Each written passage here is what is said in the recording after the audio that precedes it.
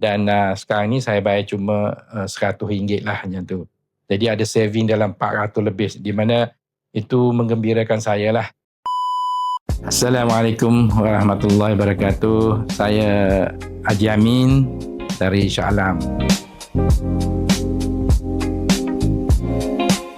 Dulu saya was-was juga nak pasang solar ni. Ragu-ragulah tentang dia punya saving dia tu. Tapi sebab benda ni dah ramai kawan-kawan pun dah pasang.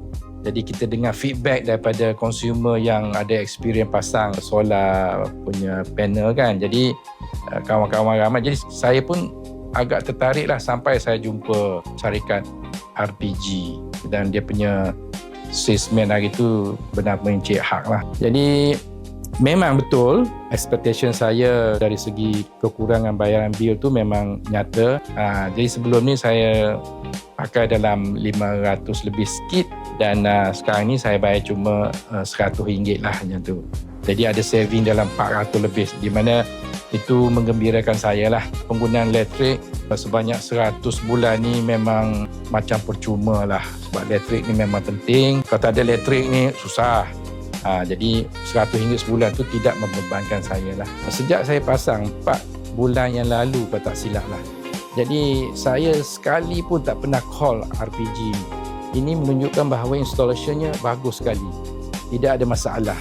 Tengok dari segi quality installation, finishing installation, the wiring semua memang covered lah, cantik pemasangannya. Dari segi sales, saya amat gembira lah dengan servis yang ditunjukkan oleh Encik Haq. Yang penting ya, the most important thing saya dengan dia ni is komunikasi. Jadi saya bersyukurlah dapat syarikat macam ni untuk pemasangan solar panel ni. Dan kalau ada rezeki, saya pun akan recommend lah pada kawan-kawan, jiran-jiran kat sini kan.